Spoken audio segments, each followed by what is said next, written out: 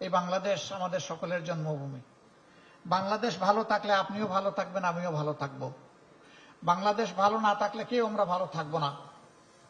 আমরা শৈশবে যে বাংলাদেশ পেয়েছি, তার আগের যে দেশটা আমরা পেয়েছি, তখনকার সামাজিক শান্তি শৃঙ্খলা এবং সৌন্দর্য যেটা ছিল, দুঃখজনক হলেও সত্য, বিশ্বের দেশগুলোর সভ্যতার সাথে তাল মিলিয়ে সামনে এগিয়ে যাচ্ছে, কিন্তু আমরা সেখান থেকে পিছিয়ে পড়েছি।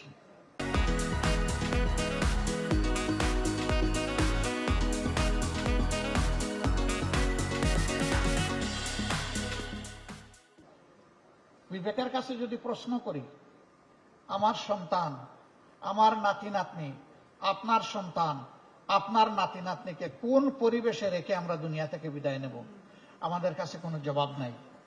অতএব আরেকবার আমাদেরকে যুবক হয়ে লড়তে হবে ইনশাআল্লাহ। যুবকরা সভ্যতার পাল তুলে এবং হাওয়া ঘুরিয়ে দেয়। এই দেশের যুবকরা প্রমাণ করেছে তারা পালও তুলেছে, হাওয়াও ঘুরিয়ে দিয়েছে। আমরা যুবকদেরকে আহ্বান জানাবো, কাজ তোমাদের শেষ হয়নি, জাস্ট বিগিনিং। তোমরা একটা স্বৈরাচার এই দেশ থেকে তাড়িয়েছ, কিন্তু স্বৈর মানসিকতা এই দেশ থেকে এখনো যায়নি।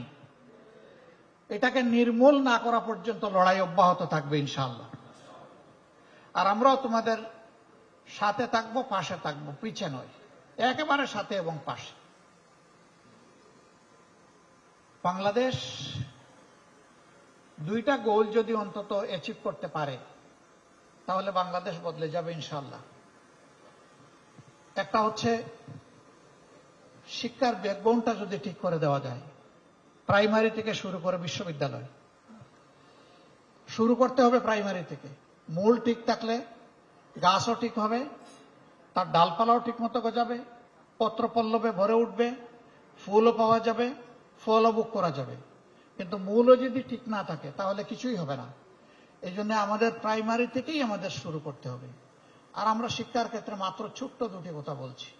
এই শিক্ষা হবে নৈতিকতা ভিত্তিক, আর এই শিক্ষা হবে প্রফেশনাল শিক্ষা। আমরা ওই সমস্ত বেকামা থিওরিটিক্যাল শিক্ষা এই দেশের জন্য আর একেবারেই চাচ্ছি না। ওইটাকে বিদায় করে দিতে হবে। সত্যিকারের শিক্ষা দেশে ফিরিয়ে আনতে হবে। 2 নম্বর হচ্ছে সোশ্যাল জাস্টিস।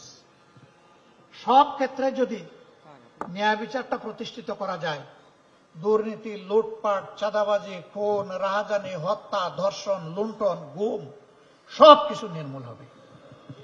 কিন্তু বিচার যদি বিচারের জায়গায় না থাকে, তাহলে কোনো কিছুরই কোনো সমাধান করা সম্ভব নয়। এই দুইটা জায়গাটাকে নিতে হবে খুব শক্ত হাতে। এইখানে কোনো ছাড় নাই। সে বিচারের তলোয়ারে যদি আমারও কল্লা উড়ে উড়ে যাবে, কোনো অসুবিধা নেই, কিন্তু ন্যায় বিচার কায়েম হোক। ন্যায় বিচার কায়েম হতে হবে। এই বিচার কোনো ব্যক্তির পদ পদবি, তার প্রভাব প্রতিপত্তি দেখে এই বিচার আর পরিচালিত হওয়া উচিত নয়। এর কবর রচনা হয়ে সত্যিকার অর্থে justice for all and equal, সবার জন্য বিচার, সুবিচার এবং সকলের জন্য সমান বিচার, এটাই নিশ্চিত করতে হবে। এখানে কোনো ইম্পিউনিটি বলে কোনো কথা নাই, ইমিউনিটি বলেও কোনো কথা নাই। এখানে জাস্টিসকে জাস্টিসের জায়গায় নিয়ে যেতে হবে। আমরা বিশ্বাস করি রাষ্ট্রের এই দুইটা বিষয়ে যদি আমরা গুরুত্ব দিয়ে এখান থেকে শুরু করতে পারি, বাকি সকল বিষয় আমাদের অর্জন করা সম্ভব ইনশাআল্লাহ। এই যাত্রাপথে বাংলাদেশ জামাতে ইসলামী আপনাদের দোয়া ভালোবাসা পেয়েছে, সমর্থন পেয়েছে।